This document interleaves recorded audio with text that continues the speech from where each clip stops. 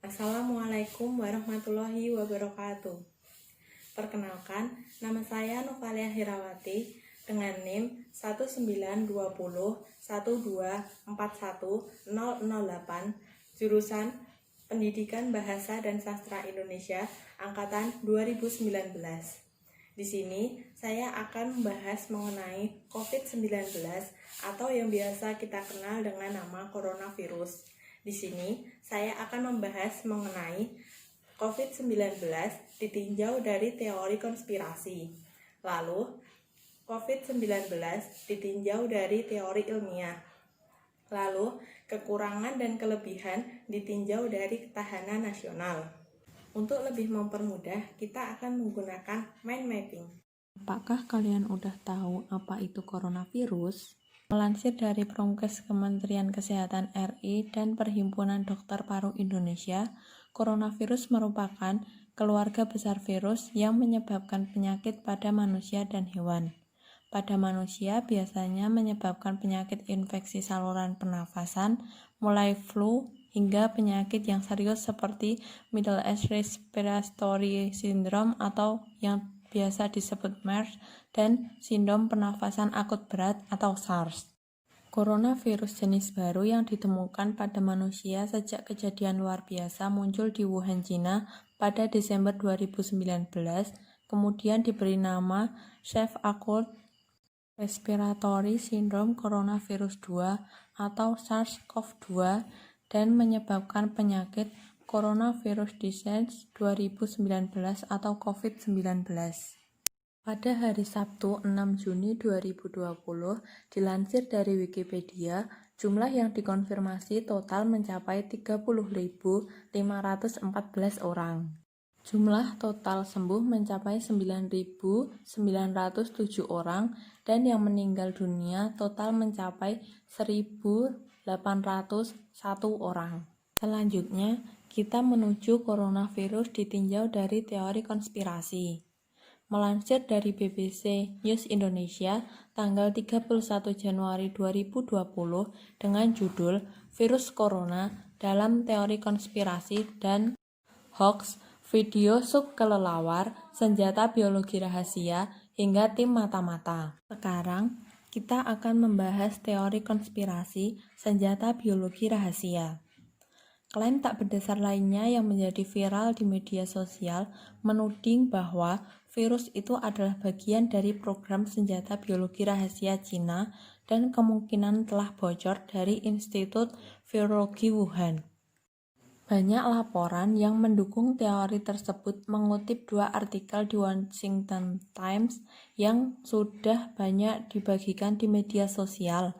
Yang keduanya mengutip ex-perwira intelijen militer Israel untuk klaim tersebut. Namun, tidak ada bukti yang mendukung klaim dalam dua artikel. Dan sumber Israel dikutip mengatakan bahwa sejauh ini tidak ada bukti atau indikasi yang menunjukkan adanya kebocoran. Sejauh ini, kedua artikel ini telah diunggah ke ratusan akun sosial yang berbeda kepada jutaan pemirsa potensial. Daily Star menerbitkan artikel serupa pekan lalu dan mengklaim virus itu kemungkinan dimulai dari sebuah laboratorium rahasia. Namun, semenjak saat itu, Daily Star menambahkan kalimat dalam artikelnya bahwa tidak ada bukti untuk mendukung klaim tersebut. Berdasarkan penelitian resmi, virus tersebut diduga muncul dari satwa liar yang diperdagangkan secara ilegal di pasar makanan laut Huanan di Wuhan. Selanjutnya, kita beralih ke coronavirus ditinjau dari teori ilmiah. Melansir dari okeyon.com tanggal 24 Maret 2020 dengan judul Penjelasan Ilmiah Virus Corona Bukan Hasil Rekayasa Manusia. Penelitian terbaru jurnal Nature Medicine yang menganalisis susunan genetik virus corona menyebutkan tidak ada bukti bahwa COVID-19 adalah buatan manusia atau direkayasa. Peneliti membandingkan dengan jenis virus corona lain yang dikenal termasuk penyebab sindrom pernafasan akut parah atau SARS di tahun 2003 dan sindrom pernafasan Timur Tengah atau MERS di tahun 2012. Dilansir dari Tesum, salah satu peneliti Dr. Christian Andersen, seorang profesor imunologi dan mikrobiologi di Scrip Research, mengatakan dengan membandingkan data sequence genom yang tersedia untuk strain coronavirus ini membuat uji penelitian. Lalu, kita beralih ke coronavirus ditinjau dari perspektif ketahanan nasional beserta kelebihan dan kelemahan. Dilansir dari Media Indonesia tanggal 21 Maret 2020 dengan judul Corona dan Ketahanan Nasional Kita, merupakan opini dari M. Sya'roni Raufik, Ketua Rumah Perdamaian UI. Ancaman yang ada di depan mata kita ialah perlambatan ekonomi global, karena sebagian besar negara telah menetapkan pembatasan ruang gerak barang dari luar negeri. Aktivitas ekspor-impor terhenti, devisa negara menurun. Bencana corona juga pasti membuat neraca keuangan negara-negara di dunia, termasuk Indonesia, berada dalam situasi tidak sehat. Itu karena sebagian dana harus dialokasikan untuk menghadapi virus mematikan tersebut. Neraca keuangan negara yang mengacu pada RAPBN perlu penyesuaian. Pada momen seperti saat ini, solidaritas seluruh elemen bangsa memang sangat dinanti. Corona seumpama musuh yang harus dikalahkan bersama-sama.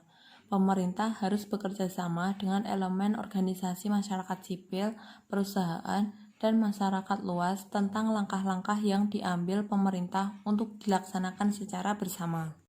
Pemerintah perlu berperan sebagai komando yang setiap perintahnya harus diikuti semua elemen bangsa.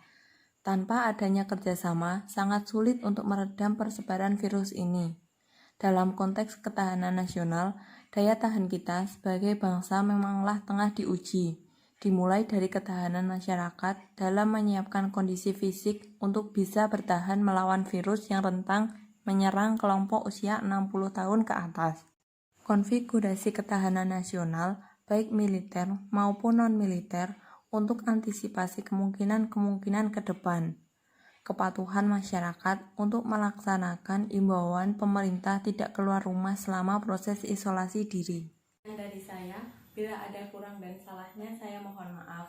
Wassalamualaikum warahmatullahi wabarakatuh.